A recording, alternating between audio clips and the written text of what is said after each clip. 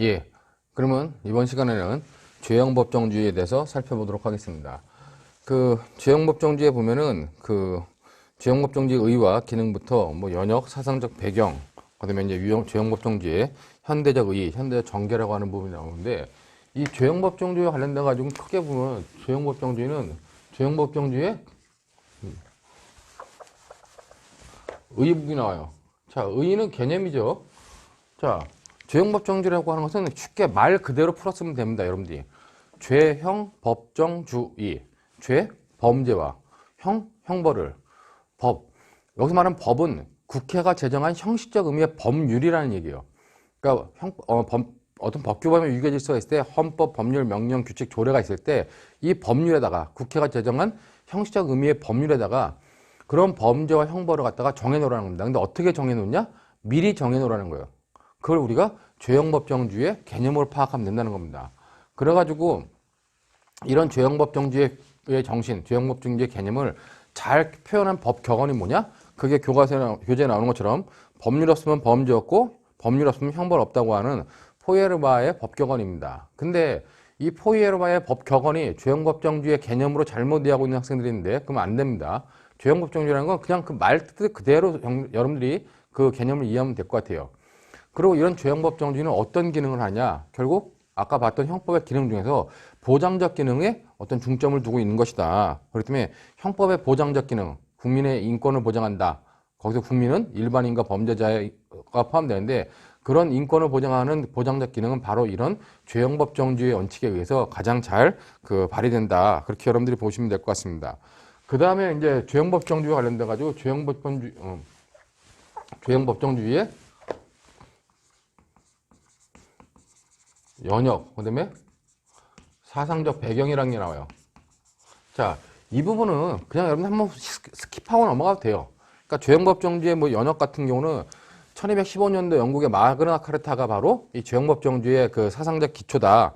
거기서 유래됐다. 그렇기 때문에 사상적 기원이라 그러는데 이에 대해서는 이거는 뭐 실제법적인 요건이 아니다. 즉, 실제법적인 보장을 한 것이 아니기 때문에 실제법적 보장을 한 것은 독일의 뭐 농민혁명 당시에 뭐 어떤 규정에 있다 이렇게 얘기도 하는데 그냥 일반적인 교과서에 나오는 얘기가 그냥 마그나 카르타 1215년도에 마그나 카르타에서 유래됐다. 그리고 이제 1787년도 미국 헌법에 규정됐고 그다음에 1789년도 프랑스 인권선언에서 규정됐다. 그다음에 이제 1810년 나폴레옹 형법에서 최초로 형법전에 규정됐다라고 보는데 그런 연역이 있다는 정도만 한번 봐두시면 될 것 같습니다. 그러면 이제 이 죄형법정주의라는 것이 과연 우리 형법전에는 어디 있느냐? 우리 형법전에는 없어요. 그럼 없으면 적용되지 않는 거냐? 그게 아니죠. 이거는 형법을 통할하는 대원칙이기 때문에 형법전에 규정되어 있든 규정되어 있지 않든 형법을 통할하는 대원칙이기 때문에 형법에 적용된다는 겁니다. 그렇기 때문에 가끔 시험에 보면은 우리 형법전에는 죄형법정주의에 직접적인 규정이 있다. 그런데 직접적 규정은 없다. 이렇게 보면 되고 다만 간접적 규정으로 헌법 12조 1항 누구든지 법률과 적법한 절차에 의하지 아니하고는 처벌, 보안, 처분 또는 강제 노역을 당하지 아니한다. 라고 하는 12조 1항이 있는데 이런 12조 1항이나 헌법 13조 1항 그다음에 형법 1조 1항 범죄의 성립과 처벌은 행위시 법률에 의한다. 뭐 따른다 그랬는데 이런 것들이 바로 죄형법정주의의 간접적 규정이다. 이렇게 얘기하는 것이 일반적입니다. 근데 이 형법 1조 1항이 이 죄형법정주의를 선언한 것, 간접적 규정이 아니라 선언한 직접적 규정이다. 이렇게 보는 견해도 있어요. 그렇기 때문에 뭐 과거의 시험 문제는 그런 것들이 나왔지만은 지금은 그렇게 중요한 바는 아니기 때문에 직접적인 명문의 규정은 없지만은 어떤 간접적 규정이 이런 것들이 있다는 정도만 여러분들이 정리하시면 될 것 같습니다. 그 다음에 이제 사상적 배경 관련돼 가지고 죄형법정주의의 사상적 배경은 뭐냐 관련돼 가지고 여러 철학적 논의들이 있을 수 있어요. 근데 이 부분도 형법을 공부하는 사람 입장에서 크게 뭐 여러분들이 뭐 깊게 공부해야 될 부분은 아니다라고 판단이 됩니다. 결국 죄형법정주의라고 하는 것은 절대 왕권 시대, 절대 군주 시대에 형벌권을 자의적으로 행사하고 남용하던 그런 남용해가지고 개인의 자유를 침해하던 그런 것들을 방지하고자 출발한 거기 때문에 어떤 개인의 자유, 개인의 인권 보장에 관심을 갖고 있었던 그런 계몽주의 내지 인권 사상이 죄형법정주의의 사상적 기초가 된다. 라고 이제 교재에 써 있는데 그 정도만 여러분들이 알고 있으면 될 것 같아요. 그리고 결국 이 삼권분립과 죄형법정주의를 가지고 삼권분립 정신, 입법권은 입법부에, 그다음에 사법권은 사법부에, 행정권은 행정부에 나눠주는 그런 삼권 분립의 정신이 서로 견제와 균형을 통해 가지고 견제와 균형의 정신을 갖다가 반영하는 건데, 그런 것이 바로 죄형법정주의의 사상적 기초가 된다.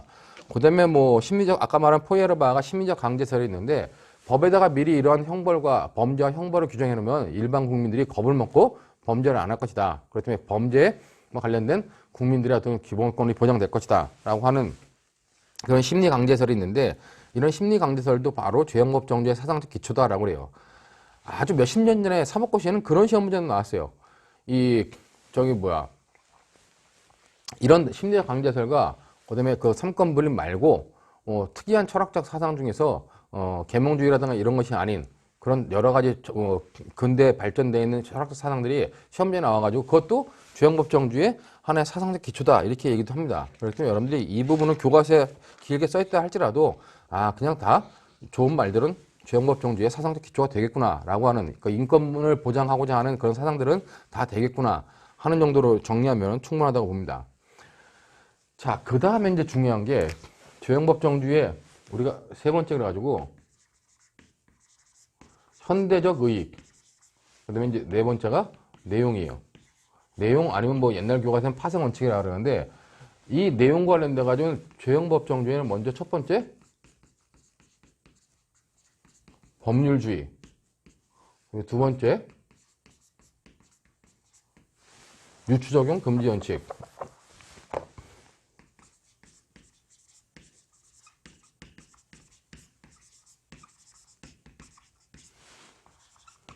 세 번째 소급표 금지 원칙,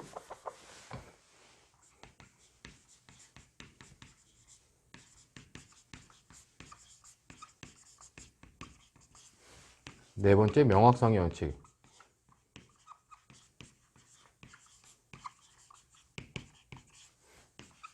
다섯 번째 적정성의 원칙이라고 하는 죄형법정제 내용, 그러면 이 다섯 가지의 파생 원칙들이 나옵니다. 자, 근데 여기서 중요한 거는 현대적 의의는 뭐냐? 죄형법정주의는 무엇이 범죄이고 무엇이 형벌인지를 법에다가 미리 정해놓으라는 원칙이에요.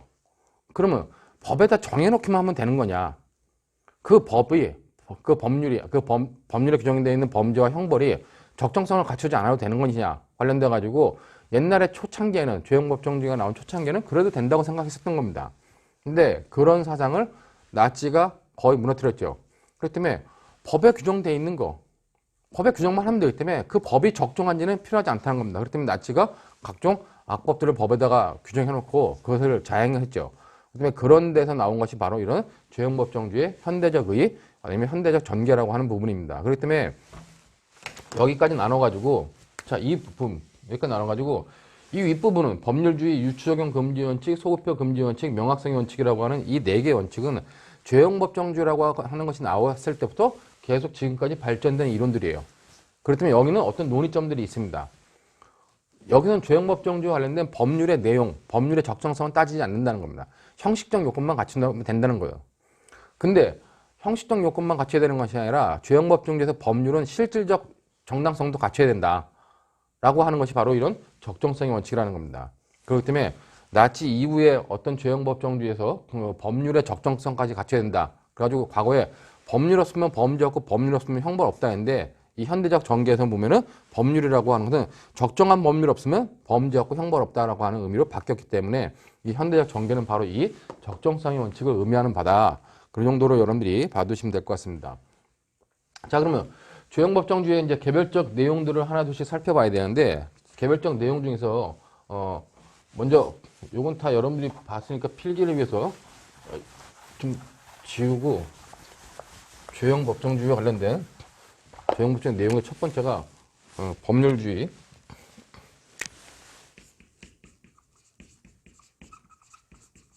자, 법률주의는 뭐냐? 법률주의는 다른 말로 관습형법 금지 원칙이라고도 해요. 근데 이것이 의미하는 바는 뭐냐면, 범죄와 형벌을 규정했는데 어디다 하라는 겁니까? 법률에 하라는 거예요. 그렇기 때문에 이거는 형식적 법률에다 하고, 형식적 법률, 국회가 제정한 형식적 의미의 법률에다 하고, 법률이 아닌, 법률보다 하위인 명령 규칙으로는 안 된다는 겁니다. 형식적 법률은 되는데 명령 규칙은 안 된다는 거예요. 명령 규칙은 안 되고 형식 법률이 된다. 이게 법률주의 기본적 내용이죠. 그리고 형식적 의미의 법률이기 때문에 또 안 되는 건 뭐다? 또 안 되는 건 관습법에 의해서 무엇이 범죄이고 형벌을 규정하면 안 된다는 겁니다. 그런 의미로 간단하게 법률주의는 이런 의미를 이해하시면 될 것 같아요. 그렇다면 거기 법률주의 내용을 보면은 뭐 형벌 법규에 대한 법률주의를 요구한다 그래가지고 명령이나 규칙 및 조례에 의해서 범죄와 형벌을 창살하는 것은 금지된다. 근데 이제 중요한 거는 얘네들에 의해서는 안 되는데 어떤 입법 기술상 보면은 형식적 법률에다가 어떤 개괄적인 것만 놓고 구체적인 사항들은 명령 규칙에 위임할 수 있어요. 그렇기 때문에 이제 중요한 논점이 되는 게 형식적 법률에 의해서 범죄와 형벌을 규정하고 명령 규칙은 안 된다는 겁니다. 근데 경우에 따라 가지고 여기서 일로 이렇게 위임할 수도 있다는 겁니다. 이 위임이 가능하냐 아니면 가능하지 않냐 하는 문제가 과연 위임 입법의 문제고, 그다음에 형식적 법률에 의한다 그랬는데 관습법에 의해서는 안 된다 그랬어요. 근데 관습법에 의해서 안 된다는 거는 행위자한테 불리하기 때문에 안 되는 거죠. 그렇기 때문에 행위자에게 유리한 어떤 관습법적으로 인정되는 위법성 조각사유나 책임 조각사유, 면책 사유 이런 게 있다면은 관습법에서 허용한다는 겁니다. 제가 아까 여기 이제 그 죄형법정주의 내용들을 쭉 썼는데 법률주의, 유추적용 금지원칙, 소급형 금지원칙, 그다음에 명확성 원칙, 적정성 원칙인데 이 5가지의 내용은 다 안 된다는 겁니다. 무엇인가? 법률이 아니면 안 된다. 그 다음에 뭐요? 유추적용하면 안 된다는 거죠. 유추적용하면 안 된다. 그 다음에 소급하면 안 된다. 명확하지 않으면 안 된다. 적정하지 않으면 안 된다는 거예요. 자, 근데 얘네들이 다 안 된다는 이유가 뭐예요? 얘네들이 다 안 된다는 이유는 행위자, 여기서 범죄 행위자죠. 행위자한테 불리하기 때문에 안 된다는 겁니다. 그렇기 때문에 행위자한테 유리하면 다 된다는 의미로 여러분들이 이해하면 돼요.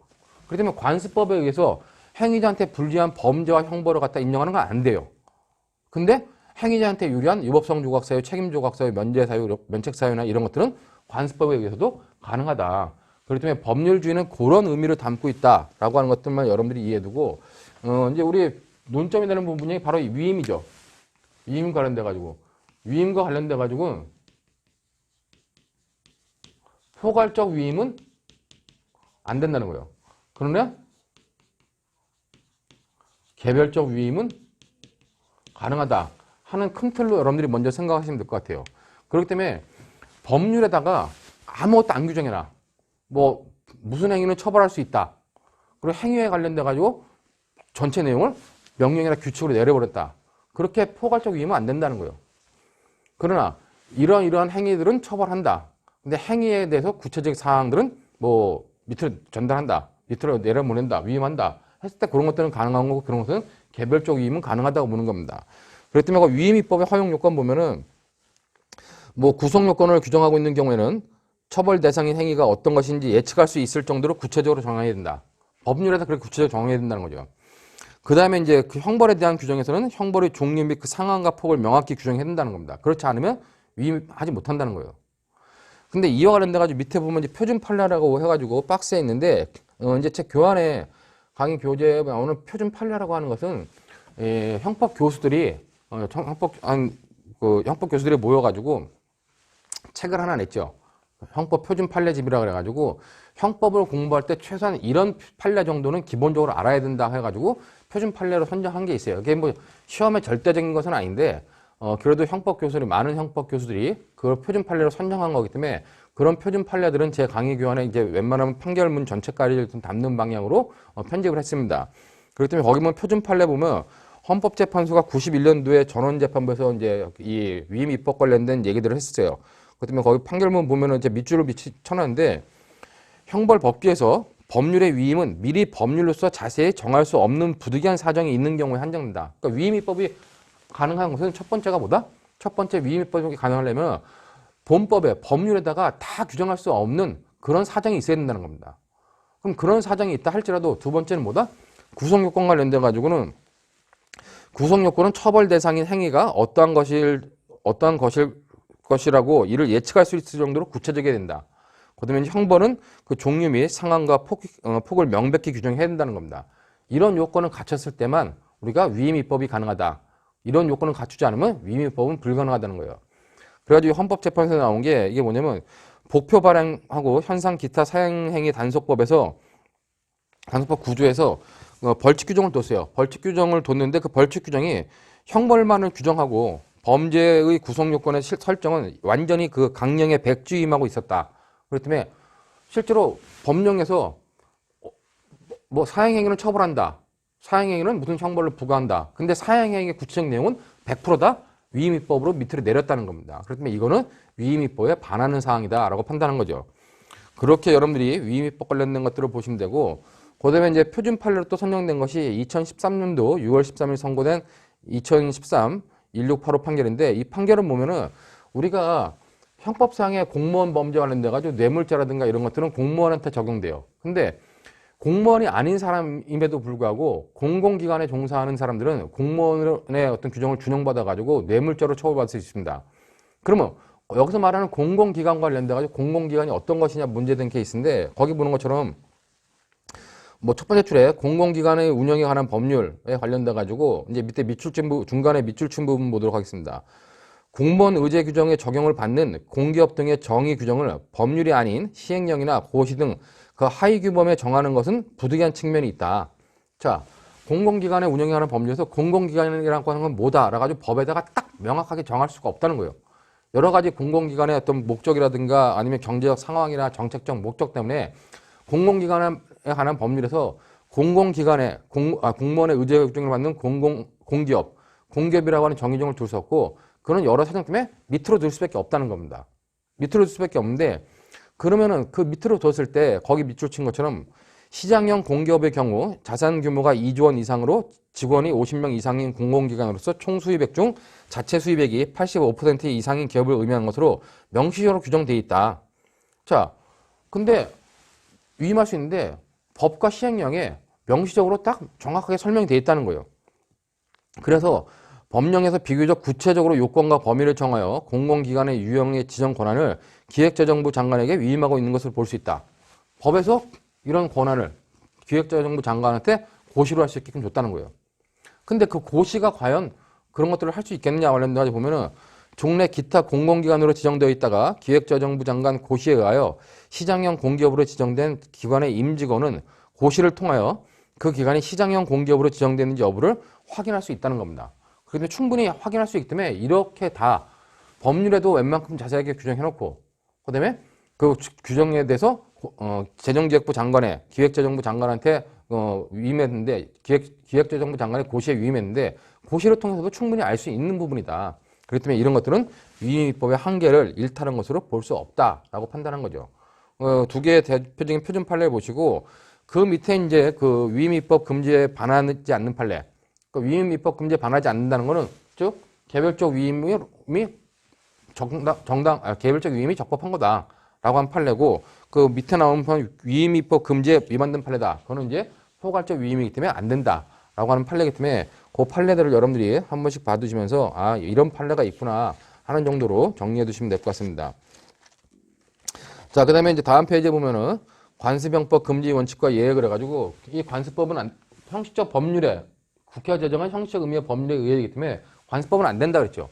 자, 근데 아까 조형법 조정제 내용이 안 되는, 내용으로 나오는 5가지 파생 원칙이 안 되는 이유는 뭐냐? 다 행위자한테 불리하기 때문에 안 되는 거랬어요. 관습법은 원칙적으로 안 돼.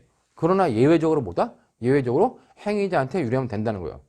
그리고 여기 하나 또 보충적으로 돌아가는 게, 관습법이 형법을 해석하는 직접적인 법원으로 사용되는 것이 아니라 형법을 해석하는 간접적 법원으로 해석하는 경우, 거기 보는 것처럼 관습법의 간접적 법원성 그래가지고 보충적으로 해석되는 경우에는 가능하다 봅니다. 이건 뭐냐면은 우리 형법에 보면은 184조에 수리방해죄라는 게 있어요. 물을 이용하는 권리를 방해하는 경우에 처벌하는 수리방해죄가 있는데, 물을 이용하는 권리라는 건 그 지역마다 지방마다 다르다는 거예요. 그렇기 때문에 그때는 물을 이용할 권리가 누구한테 있는지를 관습법에 의해서 우리가 해석하는 것은 가능하다고 보는 겁니다. 그렇기 때문에 여기서 말하는 법률주의에서는 이 2가지 의미, 위임입법이 가능한지 안 가능한지요. 원래는 법률에 의해야 되는데 명령 규칙은 안 되는데 위임할 수 있는 경우가 있고, 그때 위임은 적법한 건지 아닌지를 판단하면 되고, 관습법은 원래 원칙적으로 안 되지만 유리한 경우라든가 보충적으로 사용하는 경우는 가능하다라고 하는 것을 여러분들이 잘 정리해 두시면 될 것 같습니다.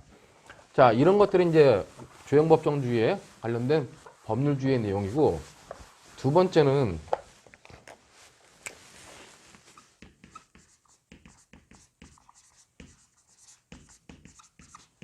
유추적용 금지 원칙이에요.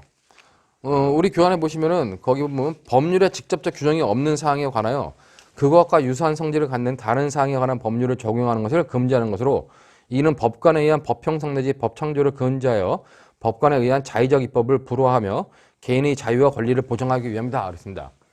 뭐 잘 써 있는데 여러분들이 머릿속에 이해를 해야죠. 자, 유추적용 금지 원칙이라는 건 실제로 이런 겁니다. A에는 자, 대문자 A라고 하는 범죄는 소문자 A라고 하는 형벌을 부과했어요. 이게 좀 구별을 해서 보면 이게 범죄고 형벌이다. A라는 범죄는 스몰 a를 형벌을 부과해요. B라는 행위에는 스몰 b라고 하는 형벌을 부과합니다. C라는 행위에는 스몰 c라고 하는 형벌을 부과해요. 이게 법에 규정되어 있는 거예요. 자, 근데 그러면 A-라고 하는 것은 어떻게 되냐? A-라고 하는 건 규정이 없어요. 규정이 없으니까 뭐 A에서는 스몰 a를 형벌로 보니까 A-에서는 뭐 스몰 a- 정도를 넣으면 되지 않겠느냐? 그랬을 때 이것이 없었다면, 이것이 원래 없었다면 이거는 안 된다라는 것이 바로 유추적용 금지 원칙이다. 이렇게 여러분들이 쉽게 이해해두면 되겠습니다. 그러니까 교재에 나와 있는 내용을 잘 읽어보고 이 그림을 보면서 여러분들이 쉽게 이해하면은 뭐 유추적용 금지 원칙의 의미는 다 충분히 볼 수 있으라 봅니다. 자, 그럼 여기서 유추하면 안 되는 건 뭐냐? 그 밑에 내용을 보는 것처럼 피고인에게 불리한 새로운 범죄를 인정하거나 불리한 형벌과 보완 처분을 부과하는 것은 모두 금지된다는 거예요. 그렇기 때문에 범죄를 갖다가 유추적용 받거나 형벌을 유추적용, 보완 처분을 유추적용 다 안 되는 겁니다. 그러나 아까도 마찬가지로 뭐였어요?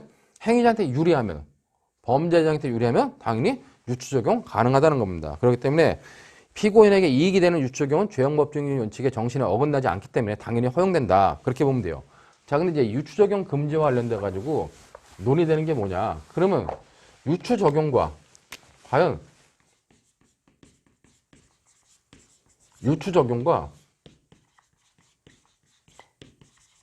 확장해석이란 걸 어떻게 볼 것이냐는 겁니다. 자, 여러분 거기 보면 확장해석과 금지되는 확장해석의 관계를 했는데 이건 우리 판례 용어로서 우리나라 대법원 판례는 유추 확장해석은 된다고 봐요. 유추적용은 안 된다고 봐요. 근데 유추적용을 허용되는 확장해석이라고 봅니다. 허용 안 되는. 참.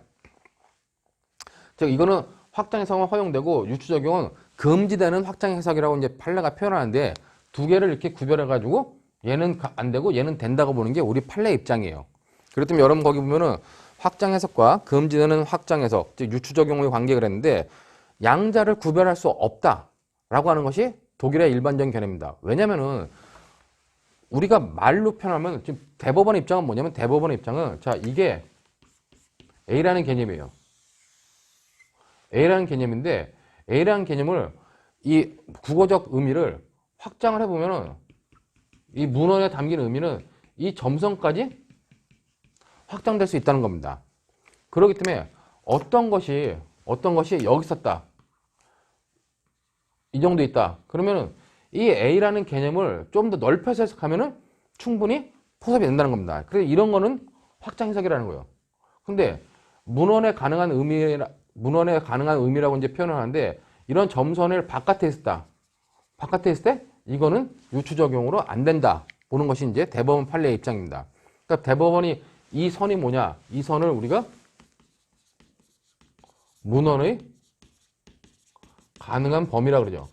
즉 어떤 문헌을 갖다 해석했을 때 법규정 문헌의 가능한 의미를 이 점선이라 보고 가능한 범위 안에 있으면 확장 해석으로 허용되지만 밖에 있으면 유추적용으로 금지된다 보는 것이 대법원 판례 입장이라는 겁니다. 우리 교재 박스에 정리되어 있는 양자를 구별할 수 있다는 거예요. 근데 실제는 이 구별이 교과서에 있고 강의 시간에는 구별해서 설명할 수 있어요. 근데 실제 사례에서 구별이 가능할까요? 그렇기 때문에 독일 같은 경우는 확장 해석도 안 되고 유추적용도 안 된다는 겁니다. 왜? 실제 사례 둘을 구별할 수가 없다는 거죠. 그렇기 때문에 여러분 구별 부정설은 양자의 구별 자체가 불가능하므로 확장 해석도 허용할 수 없다라고 하는 것이 독일의 통설적 입장이고 우리나라에도 이걸 주장하는 교수님들이 꽤 있으십니다. 근데 이제 판례는 구별 긍정설의 입장이어가지고 확장 해석은 여기까지고 유추 적용은 여기까지 나올 때 안 된다. 이게 이제 구별설의 입장이고 판례 입장이라는 거예요. 자, 그렇다면 요 관계 판례 입장을 잘 봐두고 판례에 관련된 밑에 표준 판례 있는데 표준 판례에 대해서 보면은 그 97년도 3월 20일에 선고된 표준 판례 보면 밑줄 치는 부분 있죠, 제가요. 형벌법규의 해석에 있어 법규적 문헌에 가능한 의미를 벗어나는 경우는 유추 해석으로서 죄형법정주에 위반된다. 그러니까 판례가 제시하고 있는 기준은 문헌에 가능한 의미 안에 있느냐 없냐예요. 그렇다면 이 기준을 가지고 넘어가면 유추 적용, 안에 있으면 뭐 확장 해석이라고 판단하는 겁니다. 그리고 이제 이 케이스는 뭐냐면은 우리가 일반적으로 봤을 때 자, 형법이나 형법, 국가보안법에서 자수라는 의미를 써요. 자수한다.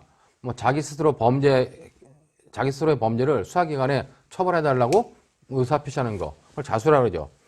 자, 근데 거기 보면은 형법이나 국가보안법, 그 다음에 이제 공직선거법에도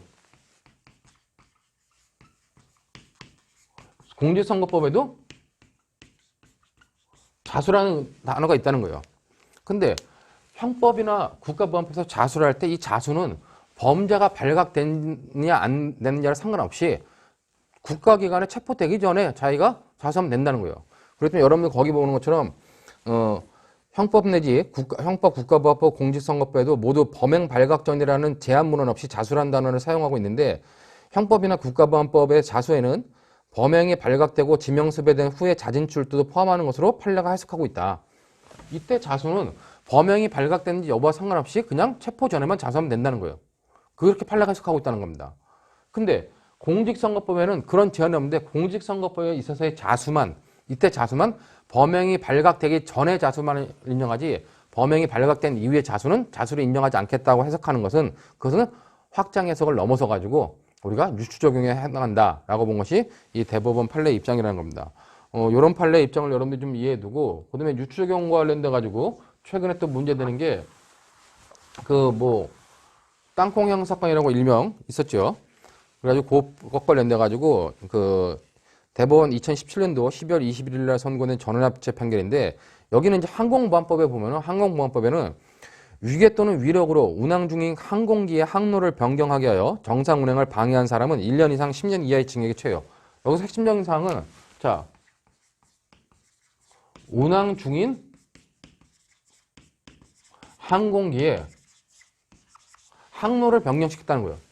근데 이제 대법원이 판단하는 건 운항 중인 항공기의 개념과 항로의 개념을 따로따로 봐야 된다는 겁니다.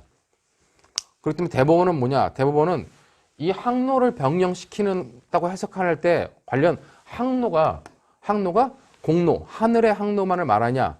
땅에서 비행기가 땅에서 왔다 갔다 하는 계류장에서 왔다 갔다 하는 것까지도 항로로 봐야 되냐? 관련돼 가지고 대법원은 이 항로에 그러니까 운항 중인 항공기라고 할 때 운항이란 건 계류장을 나가서 이륙해 가지고 공중에 떠 가지고 저쪽까지 가는 거. 그거 다 운항이라 보는데 운항 중인 항공기와 관련돼 가지고 항로라 하는 것은 우리가 공로만을 말하는 것이지 밑에 도로가 아니라 밑에 그 계류장에 가는 거는 항로로 볼 수 없다라고 판단해야 된다. 그것이 헌법에서 그것이 이제 대법원이 말한 문헌에 가능한 의미 범위 내다라고 판단한 겁니다. 그렇기 때문에 여러분들 거기 보는 것처럼 첫 번째 밑줄 있고 가운데 법령에서 쓰인 용어에 관해 정의 규정이 없는 경우에는 원칙적으로 사전적인 정의 등 일반적으로 받아들여지는 의미에 따라야 된다. 그렇기 때문에 그 밑에 보면은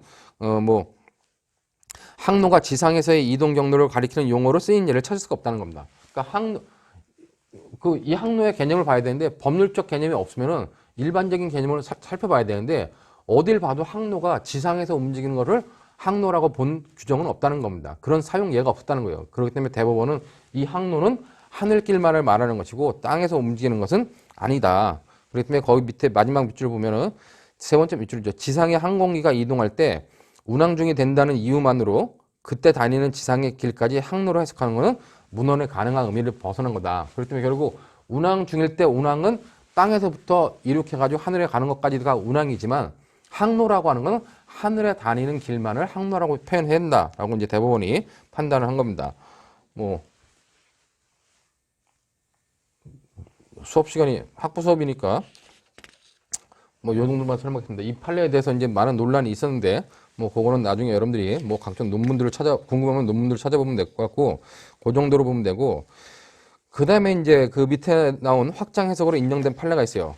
그 다음에 이제 8페이지에 나오는, 다음 페이지에 나오는 금지되는 확장 해석으로 인정된 판례가 있는데, 그 8페이지에 나오는 금지되는 확장 해석으로 인정된 판례는 좀 전에 앞에 봤던 표준 판례로 봤던 것과 동일한 판례고, 그 다음에 이제 확장 해석으로 인정된 판례 같은 경우는 뭐냐, 이거는 좀 여러분들이 아직 형법을 다 공부 안 해가지고 좀 어려울 수 있는데, 이건 무슨 방화죄에 관련된 겁니다. 방화죄 관련돼가지고, 방화죄는 우리가 현주 건조물 방화죄를 처벌하고, 그 다음에 공용 건조물 방화죄를 처벌해요. 그 다음에 이제 일반 건조물,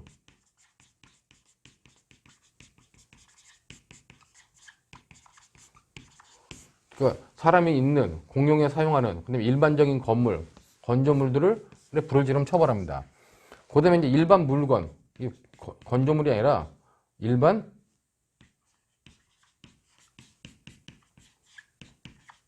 물건은 방화죄로 처벌합니다. 자, 근데 일반 건조물 방화죄는 이것이 타인 소유냐, 타인 소유인지 자기 소유인지 구별을 해가지고 처벌합니다. 역시 일반 물건도 타인 소유인지 자기 소유인지 구별해서 처벌을 해요. 이게 방화죄의 일반적인 처벌 체계입니다. 운영 체계예요. 자, 근데 이제 방화죄 말고 불을 지르는 건 실수로 불을 지르는 거, 실화죄도 처벌을 합니다. 자, 그렇기 때문에 여러분들 거기 보는 것처럼 확정해서로 인정된 판례 보면은 형법 170조 제2항에서 말하는 자기 소유에 속하는 166조 또는 167조에 기재한 물건이라 함은 자기 소유에 속하는 166조에 기재한 물건 또는 자기 소유에 속하든 타인 소유에 속하든 불문하고 167조에 기재한 물건을 의미하는 것이라고 해석해야 된다 했는데, 이건 뭐냐면은 이 실화죄 관련돼 가지고 여기 뭐 법적으로는 172조라고 그랬는데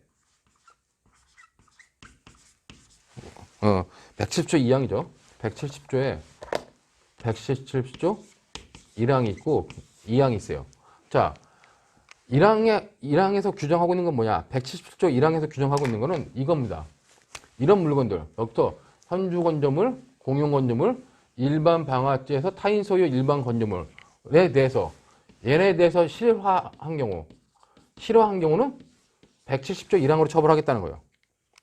근데 170조 2항은 뭐라 써있냐? 170조 2항에는 자기 소유에 속하는 166조, 이게 지금 166조인데 이게 166조고 그 다음에 167조예요. 자, 여기는 뭐냐? 170조 2항에서는 자기 소유에 속하는 166조의 물건 또는 166조의 물건, 그 다음에 또 건조물 또는 167조의 물건이라고 해놨습니다. 그러면 자기 소유가 166조에만 걸리는 거냐, 167조에도 이 타인 소유와 자기 소유에 다 걸리는 것이냐, 아니면 이 타인 소유, 자기 소유에만 걸리는 것이냐 하고 논란이 된 케이스입니다. 근데 대법원은 뭐라 그랬냐, 170조 1항이 이 위에 세 가지를 처벌하는 거고, 170조 2항은 일반 건조물, 자기 소유의 일반 건조물, 타인 소유의 일반 물건, 그 다음에 자기 소유의 일반 물건에 대해서 처벌하는 거다. 170조 2항이. 그렇기 때문에 그 첫 번째 줄에 나오는 밑줄친 부분에 자기 소유에 속하는 166조, 자기의 소유에 속하는 166조 또는 167조라 했을 때 이 167조는 이 두 가지를 다 포함하는 것으로 해석해야 된다라고 한 게 대법원의 입장입니다. 이 판례는 나중에 방화죄 가서도 중요하니까 여러분들이 지금 한번 봐두시면서 이게 왜 문제된 사안이냐. 어떤 사람이 과수원 옆에서 담배 피다가 담배를 잘못 버려가지고 과수원이 전체 불탔어요. 자, 근데 과수원은 타인 소유예요. 그러니까 검사는 이제 170조 2항으로 이제 기소를 했죠. 그랬더니 변호사가 얘기하는 거를 법전에는 그렇게 안 돼 있다는 겁니다. 자, 실화죄에서 170조 1항으로 처벌하는 건 이기 세 개가 맞다. 근데 170조 2항으로 처벌해야 되는 거는 자기 소유의 166조 물건, 자기 소유의 166조의 일반 건조물, 그 다음에 자기 소유의 167조 일반 물건에 대해서만 처벌하는 거고, 타인 소유의 일반 물건을 실화로 한 경우는 처벌하는 규정이 없다라고 변호사가 주장한 거예요. 그래서 이 부분이 대법원까지 간 거죠. 근데 이제 아까 말했지만 과수원은 타인 소유의 물건이죠. 과수원은 이제 나무들을 태웠으니까. 그렇기 때문에 여기에 해당한다는 겁니다. 167조의 타인 소유의 일반 물건에 해당하는데 이거를 실화로 한 경우에는 처벌 규정이 없다고 변호사 중요했지만 대법원은 그거는 170조 2항에 의해서 이렇게 해석해야 된다라고 본 거기 때문에 7페이지에 나오고 있는 확장 해석으로 인정된 판례 사안도 여러분들이 잘 정리해가지고 한번 봐두시면 될 것 같습니다. 그럴 때 확장 해석은 항상 이렇게 대법원이 문헌에 가능한 의미가 어디냐, 문헌에 가능한 의미 내에 있으면 확장 해석, 문헌에 가능한 의미를 벗어나면 금지된 확장 해석, 즉 유추 해석으로 파악하고 있다라고 하는 부분을 여러분들이 잘 정리하시면 될 것 같아요.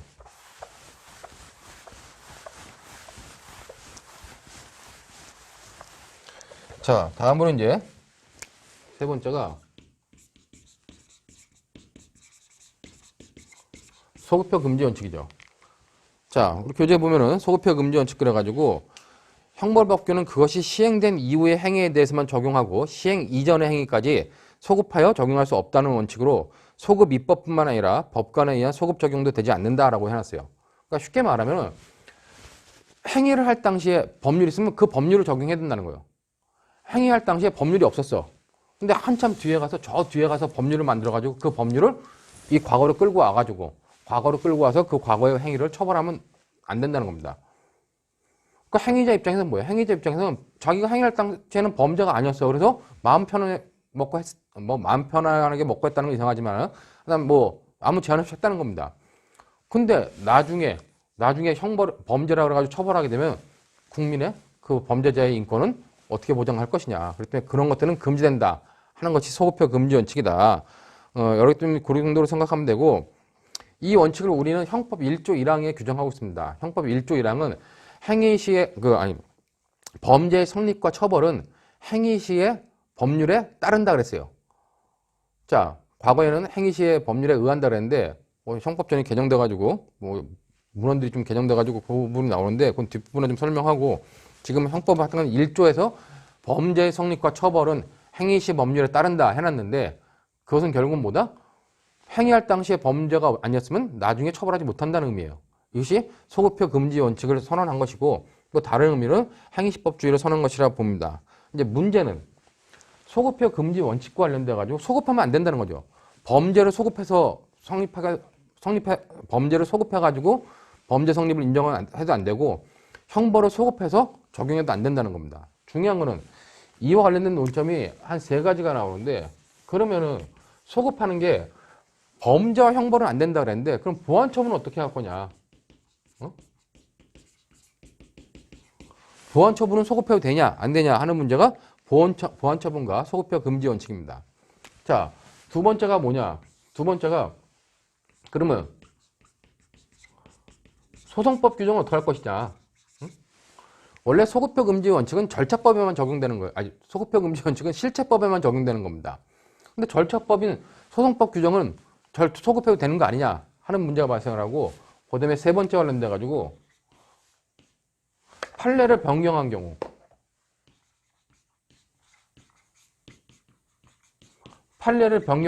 원래 처벌되지 않던 범죄를 판례를 변경해 가지고 처벌하는 것을 소급해도 되겠느냐 하는 3가지가 이 소급표 금지 원칙과 관련된 쟁점으로 나오게 됩니다.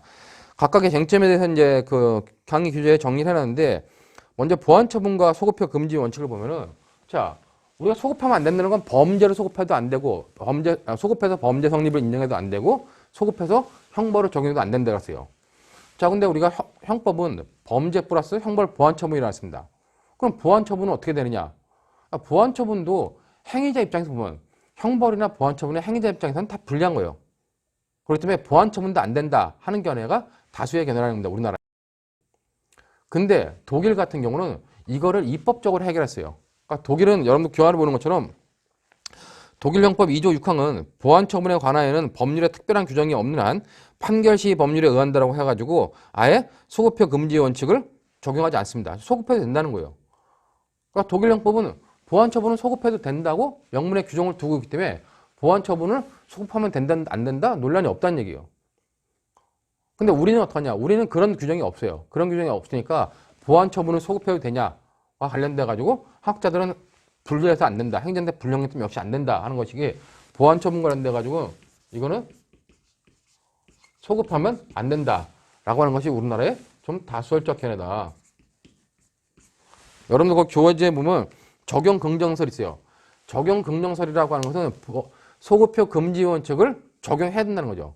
소급표 금지 원칙을 적용한다는 건 결국 소급하면 안 된다는 의미입니다. 여러분들이 교재에 나와 있는 그 적용 긍정설과 소급하면 안 된다는 의미를 같은 의미로 잘 생각해야 됩니다. 나중에 보면 이게 헷갈리는 사람들이 있는데 헷갈리지 말고 잘 정리해야 돼요. 근데 이제 그거에 반해서 아니다. 소급해도 된다는 겁니다. 보안 처분 자체가 현재에 발생되어 있는 장래의 재범의 위험성을 제거하는 조치이기 때문에 재범의 위험성은 지금 판단하는 거다. 지금 판단하는 거기 때문에 지금 판단하는 거기 때문에 지금 판단해가지고 소급해도 된다라고 하는 것이 소급해도 된다는 견해입니다. 소급해도 된다. 이런 견해가 있어요. 근데 소급하면 안 된다는 견해가 다수의 학설인데 소급하면 된다는 견해가 과거의 판례였습니다. 근데 지금 판례는 뭐냐? 지금 판례는 좀 구별을 해요. 지금 판례는 기본적으로 보안 처분은 소급해도 된다는 게 판례의 기본적인 입장이라고 보면 될 것 같습니다. 그렇다면 여러분 거기 박스에 보면 개별화설이라고 있죠. 즉, 이 소급해보면 된다는 것이 발전을 해가지고 지금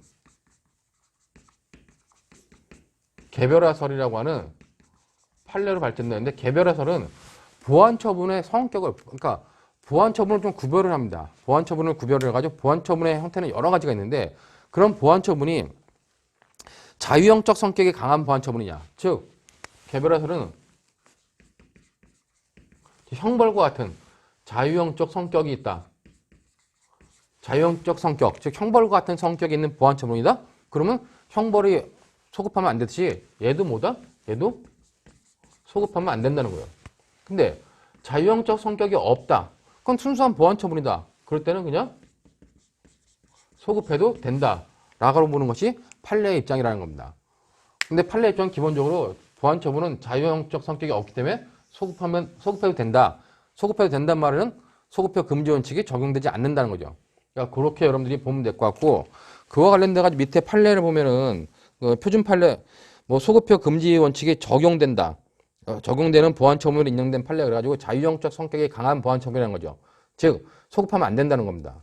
근데 그 밑에 나온 판례, 그러니까 첫 번째 판례가 나오는데 첫 번째 판례가 이제 그 표준 판례로 선정된 겁니다. 거기 보면은 뭐 가정폭력 범죄 처벌 등에 관한 특례법이 있어요. 거기에 보면 이제 보호처분이라는 게 있는데 보호처분이라는 건 일반적으로 우리가 그냥 보안처분으로 봐요. 그래서 보안처분은 소급해도 된다는 게 일반적인 판례 입장이에요. 근데 이 가정폭력 범죄 처벌 등에 관한 특례법에서의 그 보호처분이라는 거는 그 밑줄 친 부분처럼 가정폭력 범죄 행위에 대하여 형사처벌 대신 부과되는 것이다. 즉 형벌 대신 부과되는 것이고 순수한 보안처분이 아니라는 거죠. 그렇게 형사처벌 대신 부과되는 것으로서 가정폭력 범죄를 범한 자에게 의무적 노동을 부과하고 여가시간을 박탈하여 실질적으로는 신체의 자유를 제한하게 되는 것이다. 그러므로 이거는 형벌과 유사하기 때문에 소급하면 안 된다고 보는 겁니다. 즉 소급표 금지 원칙이 적용된다는 거죠.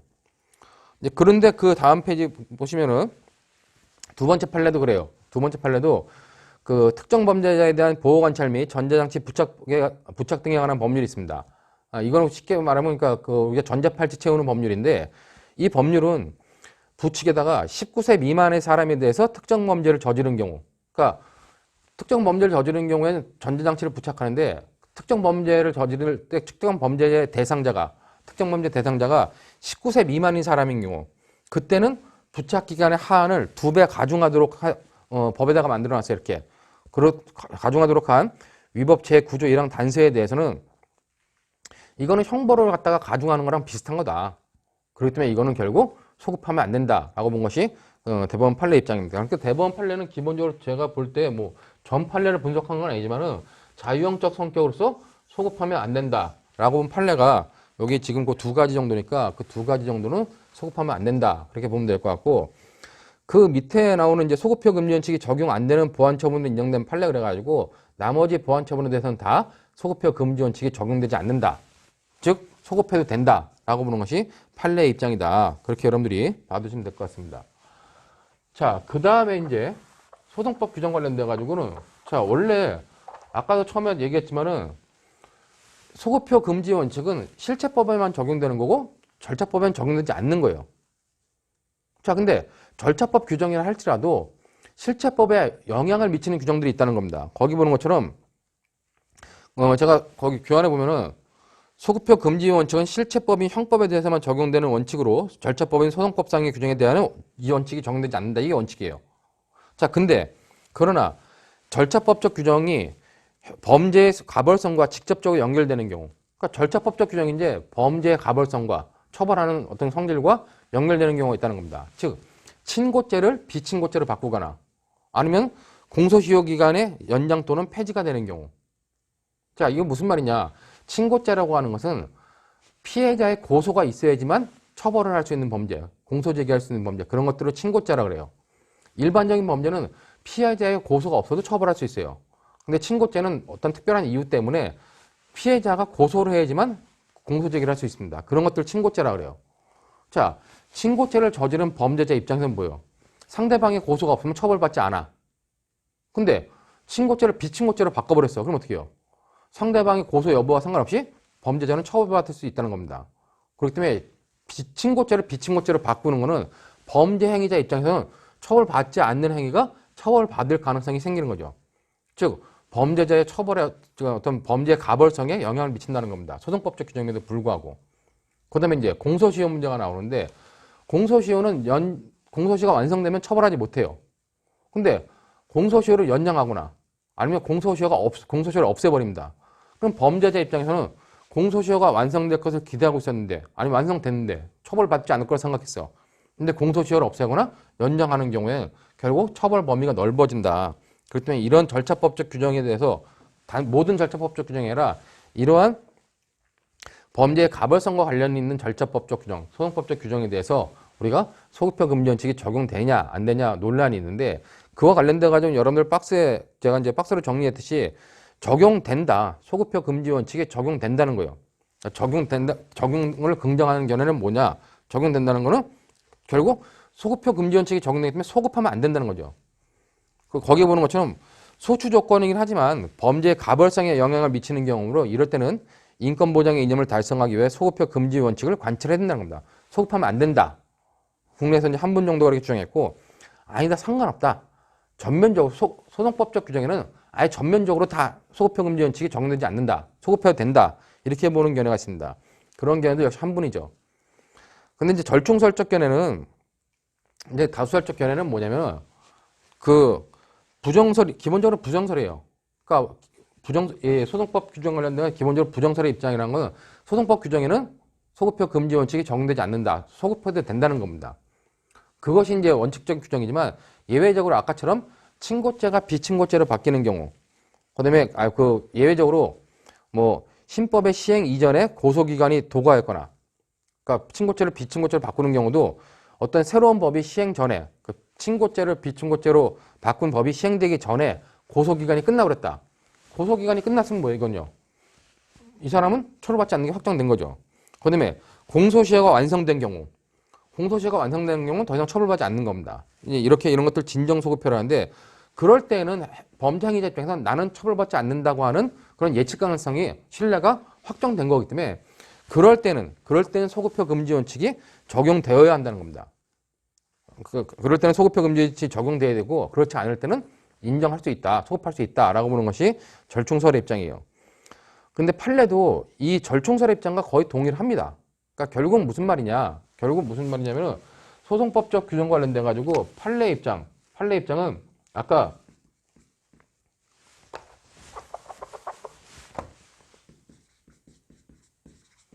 친고죄를 비친고죄로 바꾸고 그다음에 공소시효를 없애거나 연장하는 경우에 얘네들이 확정된 경우에는 우리가 소급하면 안 된다는 겁니다. 다수결 입장도 이거고 판례 입장도 이거예요. 근데 기본적으로 판례는 확정되면 안 된다 그랬는데 여기에 확정에 또 하나의 예외를 두고 있습니다. 그 예외를 여러분들 거기 보면 판례는 진정소급 비법. 그러니까 이렇게 친고죄가 비친고죄로 돼가지고 처벌받지 않는 것이 확정되고 공소시효가 완성돼가지고 연장이라기보다는 완성돼가지고 공소시효가 완성됐다고 표현하는 게 더 정확하겠죠. 완성돼가지고 더 이상 처벌받지 않나. 그것이 확정된 경우, 그런 경우예요. 그런 경우는 진정소급입법. 다시 소급해가지고 처벌하는 것은 안 된다는 겁니다. 그러나 부진정소급입법. 아직 고소기간이 경과하지 않거나 아니면 공소시효가 끝나지 않은 상태라면 끝나지 않은 공소시효를 10년짜리를 20년짜리 늘려내고 고소기간이 한 달인데 현재 2, 3일밖에 안 남았어요. 그러면 고소기간을 뭐 1년으로 연장하는 거. 그런 것들은 인정한다는 겁니다. 근데 판례는 이렇게 확정된 것에 대해서도 예외적으로 인정하고 있는 것이 예외가 있다는 겁니다. 그 예외가 밑에 나온 판례죠. 뭐 5.18 민주화운동 특별법에 관한 특별법 관련돼 가지고 이 경우에는 그 진정소급 입법도 가능하다. 아주 예외적인 경우는 그 가능하다고 보면 판례이기 때문에 그런 판례로서 이 판례 입장이 절충사가 약간 차이가 있다. 그러니까 다수결과 약간 차이가 있다. 그렇게 여러분들이 봐두시면 될 것 같습니다. 자, 이제 마지막으로 이제 판례 변경과 소급형 금지가 있는데, 자, 우리 판례는 법원이 아니죠. 그러니까 우리 판례 입장에서는 법원이 아니기 때문에 판례는 법원성을 갖지 못하므로 소급형 금지 원칙을 적용할 수 없다. 판례를 변경해가지고 소급해서 처벌해도 된다는 게 판례 입장이에요. 자, 판례 변경을 낸다가지고 결국 판례 입장은 소급해도 된다는 겁니다. 근데 이제 다수의 학설의 입장은 판례를 변경해서 소급해서 처벌한다는 건 결국 행위자한테 불리하기 때문에 안 된다. 그러니까 적용 긍정설, 소급표 금지 원칙이 적용된다. 소급하면 안 된다는 것이 다수의 학설의 입장이고 판례 입장은 적용해도 된다라고 하는 입장이다. 그 밑에 이제 표준 판례가 있는데 표준 판례와 관련돼 가지고 여러분들 보시면은 뭐 그렇게 판례 입장을 그대로 정리하는 겁니다. 거기 한번 읽어보시면 될 것 같고 그 다음에 이제 네 번째로 명확성의 원칙이 나오죠.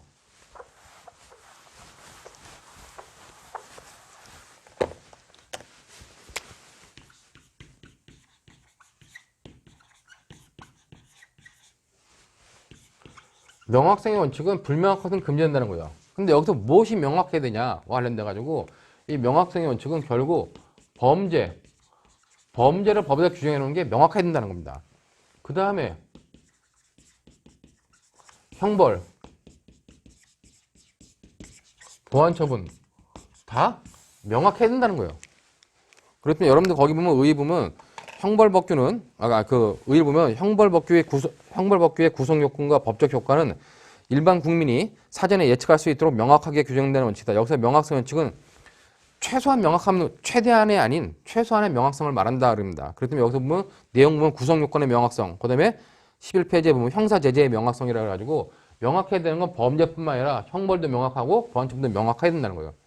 논란이 되는 부분이 범죄를 규정할 때 법정에다 범죄를 써놓을 때 규범적 구성 요건을 쓸 수 있느냐,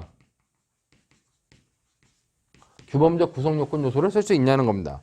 그랬을 때 그 규범적 구성 요건은 입법 기술상 사용할 수밖에 없다라고 하는 것이 지금 뭐 통설의 입장이고 판례 입장입니다. 그렇기 때문에 이 부분은 과거에 논란이 있었는데 지금은 이제 논란이 없다. 그렇다면 당연히 입법 기술상 불가피한 요소로서 규범적 요소도 가능하다고 본 겁니다. 자, 그렇다면 여러분도 거기 밑에 뭐 표준 판례 하나 나오는데 밑줄친 부분만 보도록 하겠습니다. 밑줄친 부분이 헌법재판소가 명확성의 원칙에 대해서 이제 설명한 건데 처벌 법규의 구성 요건이 다소 광범위하여 어떤 범위에서는 법관의 보충적인 해석을 필요로 하는 개념을 사용하였다고 하더라도 그 점만으로 헌법이 요구하고 있는 처벌 법규의 명확성의 원칙이 반드시 배치되는 것이라고 볼 수 없다. 즉, 건전한 상식과 통상적인 법 감정을 가진 사람으로 하여금 그 적용 대상자가 누구이며 구체적으로 어떤 행위가 금지되고 있는지 충분히 알 수 있도록 규정되어 있다면 죄형법정주의의 명확성 원칙에 위반되지 않는다고 봐야 된다. 그래가지고 명확성 원칙을 설명하고 있습니다. 뭐 그렇기 때문에 그거 관련돼 가지고 형법전에 나와 있는 뭐 궁박이라든가 현저하게 부당한 이익이라고 하는 거, 뭐 지려천박, 기망, 임무의 위배 등과 같은 것은 다 범죄 구성 요건들을 설명하고 있는데 뭐 일반이라면 충분히 이해할 수 있는 부분이다라고 이제 판단하고 있습니다. 그렇기 때문에 그런 내용들은 뭐 여러분들 이해하면 될 것 같고. 그럼 이런 명확성의 원칙에 반한다고 하는 판례, 명확성의 원칙에 반하지 않는다는 판례가 있는데 명확성의 원칙에 반하지 않는다는 판례는 지금 형법 규정에 나와 있는 용어들은 대부분 다 명확성에 반하지 않는다고 보는 거예요. 그렇기 때문에 거기 보는 것처럼 뭐 음란행위라는 거, 음란성이라는 거, 그다음에 뭐 섭취, 흡입, 그다음에 뭐 기타 추행이라고 하는 것 등 이런 것들은 명확성의 원칙에 반하지 않는다라고 본 거고, 명확성의 원칙에 반한다고 하는 것들을 한번 보면은 도박, 기타, 범죄 등 선량한 풍속 및 사회 질서에 반하는 행위. 뭐 사회 질서에 반하는 행위를 구체적으로 어떻게 판단하는 거야. 그렇기 때문에 명확성의 원칙에 반한다는 거죠. 그다음에 뭐 가정 의뢰의 참뜻에 비추어 합리적인 범위 안에서 대통령이 정하는 행위가 어떤 것인지, 그다음에 뭐 아동의 덕성을 심히 해할 우려가 있는 도서, 이런 말은 도저히 명확성의 원칙에 합당하다고 볼 수 없다라고 하는 것이 판례 입장이기 때문에 그 정도의 내용을 보시면 될 것 같고, 이 형벌 관련돼 가지고는, 자, 형벌 관련돼 가지고 형벌은, 우리 형벌은 법전에 규정되는 건 다 부정계행이에요. 부정경이라는 건 형벌에 처음과 끝이 없다는 겁니다. 자, 근데 이제 관련돼 가지고 형벌은 절대적 부정경, 절대적 부정경은 당연히 안 된다는 겁니다. 그러나 상대적 부정경은 허용된다 하는 것이 판례 입장이라고 여러분들이 간단하게 정리하면 될 것 같아요. 그러니까 부정경이라는 거는 형벌에 상한과 하한이 규정되어 있지 않은 건데, 상한과 하한이 아예 규정되어 있지 않은 거, 그걸 절대적 부정경이라는 겁니다. 그러니까 뭐 이런 식이죠. 뭐 형법 329조에 타인의 재물을 절취한 자는 징역에 처한다. 몇 년이요? 몰라. 우선 그냥 징역이야. 이렇게 법전에 규정해 놓은 거, 그런 것들은 안 된다는 겁니다. 자, 근데 상대적 부정경이라는 거는 법전 형을 선고할 때 하한 몇 년, 상한 몇 년. 그러니까 이 사람을 징역형을 처하는데, 우리가 보통 징역형을 선고할 때는 징역 3년에 처한다, 아니 징역 2년에 처한다 그래요. 근데 그렇게 하는 것이 아니라 하한 2년, 상한 5년에 징역형이 처한다. 그래서 이 사람이 교화 개선이 빨리 되면은 2년 만에 나올 수 있고, 아무리 교화 개선이 안 돼도 5년까지는 뭐 5년까지밖에 못 산다 하는 것이 바로 상대적 부정경인데, 그런 상대적 부정경은 가능하다고 보는 것입니다. 왜냐하면 우리나라 소년법에 소년법 60조 1항에 보면은 이런 상대적 부정경을 허용하고 있는 규정을 두고 있어요. 자, 소년은 범죄를 저질렀을 때 보호사건으로 처리되기도 하고 형사사건으로 처리하기도 돼요. 근데 형사사건으로 처리된다 할지라도 징역형을 선고할 때 소년에 대해서는 뭐다? 상한과 하한을 둬서 선고하라는 얘기예요. 소년이기 때문에 빨리 교화 개선될 수도 있기 때문에 빨리 교화 개선되면 빨리 석방하는 거고, 안 그러면 최대 얼마까지, 책임의 범위까지 형벌을 집행하라는 거죠. 그 때문에 그런 소년법의 규정이 존재하기 때문에 이와 관련돼 가지고는 뭐 크게 문제되지 않는다, 그렇게 보면 될 것 같습니다. 자, 이런 부분이 이제 네 가지 어떤 그 원칙의 개별적인 쟁점이었어요. 자, 마지막에 우리가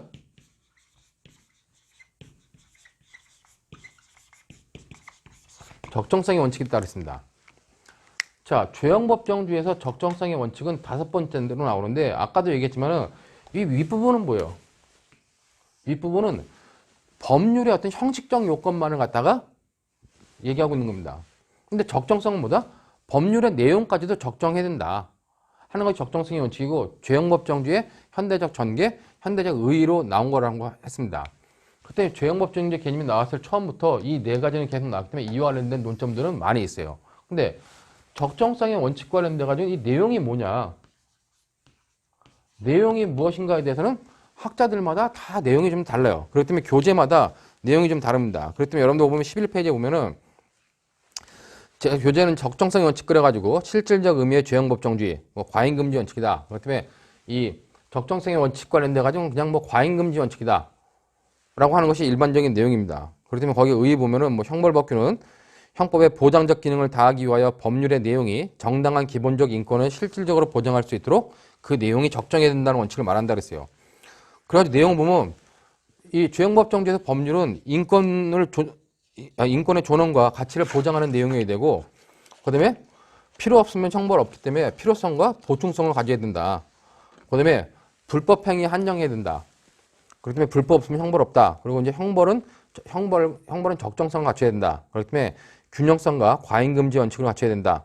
그리고 인도주의 원칙, 책임주의 원칙을 갖춰야 된다라고 이제 간단하게 적어놨습니다.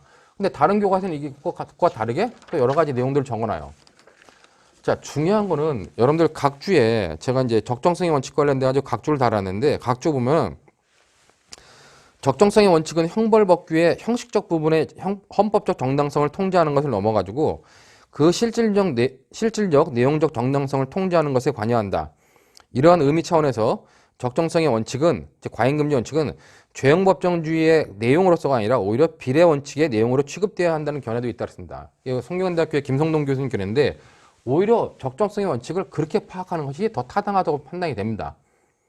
근데 이제 그거는 김성동 교수님이 주장하시지만 제가 볼 때 타당하다고 보지만 일반적인 교과서에는 이렇게 정리되어 있기 때문에 이런 정도의 내용으로 여러분들이 정리를 해두시면 될 것 같아요. 여러분들이 우리가 비례성의 원칙이라는 게 있죠.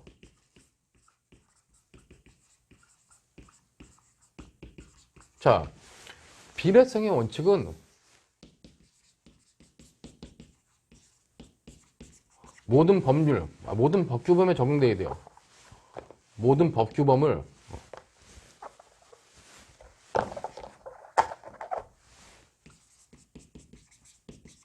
모든 법규범을 통제하는 법원리입니다. 자, 죄형법정주의는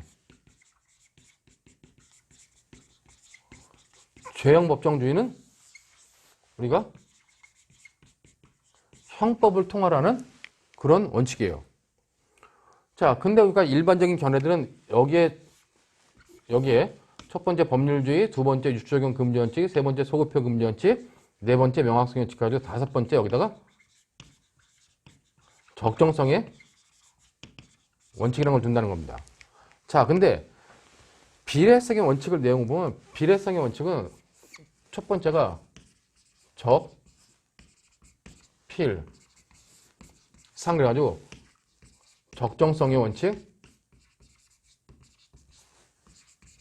필요성의 원칙,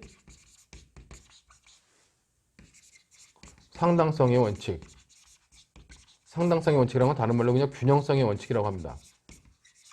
균형성의 원칙이라고 비례성의 원칙의 내용으로 이 세 가지가 적용되죠. 자, 이 비례성의 원칙이라고 하는 것은 쉽게 말하면 자, 어떤 행위를 하기 위해서 무엇인가 보호하려고 어떤 목적으로 어떤 행위를 해요. 근데 그 어떤 목적을 보호하기 위해서 이루기 위해서 어떤 행위를 하는데 그것이 다른 목적을 침해할 수도 있다는 겁니다. 즉 비례성의 원칙은 그림을 그려보면은 첫 번째 목적이 있고 목적 1이 있어요. 자, 여기는 목적 2가 있습니다. 자, 어떤 국가기관이 어떤 법률 행위를 하거나 아니면 어떤 법률에서 뭐 행위라든가 어떤 액션을 취해야 돼. 어떤 액션을 취할 때, 자, 첫 번째 목적은 요즘 우리 시대적 상황과 관련돼 가지고 방역 문제가 굉장히 중요하게 생각돼요. 자, 방역 문제가 중요하게 생각되니까 방역을 위해서 국민의 기본권을 제한할 수 있다는 겁니다. 그러면 첫 번째 목적은 공공의 안전이에요. 공공의 안전, 국민의 안전입니다. 여기서 또 두 번째 목적은 개인의 어떤 그 자유, 신체 이동의 자유. 기본권 중에서 뭐 이동의 자유 이런 것들은 우리가 하나로 두 번째 목적으로 볼 수 있습니다. 그러면 방역을 위해서 5인 이상 집합 금지를 한다거나 아니면 영업을 금지시키는 거, 그것은 공공의 안전을 위해서 하는 조치예요. 이 공공의 안전을 위해서 하는 조치, 이 행위에는 바로 이 적정성의 원칙이 적용된다는 겁니다. 즉, 공공의 안전을 보장하기 위한 적정한 행위였느냐, 적정한 방법이었냐는 겁니다. 그 다음에 이 첫 번째는 적정성의 원칙을 지켜야 되고, 두 번째는 이걸 지키기 위해서 이걸 제한하는데, 이거 제한하는 건 두 번째 필요성의 원칙입니다. 제한할 필요가 있었냐? 필요성은 단순히 필요하다는 게 아니라 최소 침해의 원칙을 갖다가 말하는 거죠. 최소한 침해한 것이었느냐. 그리고 1번과 2번이 3번 균형성을 이뤘느냐를 판단하는 게 비례성의 원칙이라는 겁니다. 그렇기 때문에 이 목적을 첫 번째 목적을 달성하기 위한 적정한 원칙이었고 적정한성이 있는 것이었고 두 번째 목적을 달성하기 위한 필요성이 있었냐. 최소 침해에 해당하는 거냐. 두 개가 균형을 이뤘다면은 그거는 비례성의 원칙을 인정되는 거고 두 개가 인정되지 않으면 두 개의 균형성, 상당성이 인정되지 않으면 비례성의 원칙이 위반된다고 판단하는 게 이 비례성의 원칙이라는 겁니다. 이때 이 적정성의 원칙이 여기 들어오기 때문에 이 적정성의 원칙은 모든 법규범에 다 적용된다는 겁니다. 헌법, 민법, 형법 뭐 다 적용된다는 거예요. 자, 그렇다면 이제 그 새로운 견해들은 결국 이 적정성의 원칙은 죄형법정주의의 하위 원칙이 아니라 전체 법질서, 전체 법규범을 통할하는 비례성의 원칙의 한 내용으로 파악해야 된다 하는 것이 새로운 견해고, 실제로 형법적 입장에서는 뭐예요? 적정성의 원칙은 여기 있든 아니면 여기 있든 형법적 입장에서는 다 적정성의 원칙이 지켜져야 된다는 겁니다. 단지 그 위치가, 체계적 위치가 단순한 죄형법정주의 하위의 내용이 아니라 비례성의 원칙의 한 내용으로 형법 위에 있는 원칙으로 인정돼야 된다 하는 것이 제가 말한 각주에 나와 있는 그런 내용인데, 논리적으로는 이것이 다 타당합니다. 근데 여러분들 입장에서는 이게 어려우면 그냥 기존 교과서에 나와 있는 것처럼 죄형법정주의의 5가지 파생 원칙 중에서 마지막에 나오는 거다라는 정도로, 그 정도로만 여러분들이 정리해 주시면 될 것 같습니다. 자, 이 정도로 죄형법정주의 관련된 내용을 마치고 잠시 쉬었다가 형법의 적용 범위에 관련된 부분을 살펴보도록 하겠습니다.